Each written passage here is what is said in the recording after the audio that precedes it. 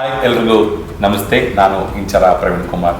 Chitrakoot group of ಇನ್ಸ್ಟಿಟ್ಯೂಷನ್ನ ವತಿಯಿಂದ ಹಮ್ಮಿಕೊಂಡಂತಹ ಶಿಕ್ಷಕರಿಗಾಗಿ special ಆಗಿ ನಡೆದಂತಹ ಒಂದು ಗಾಯನದ ಕಾಂಪಿಟೇಷನ್ಗೆ ನಾನು ಜಡ್ಜ್ ಆಗಿದ್ದೆ. ಬಹಳ ಅದ್ಭುತವಾಗಿ ಎಲ್ಲರೂ ಪರ್ಫಾರ್ಮ್ ಮಾಡಿದ್ರು.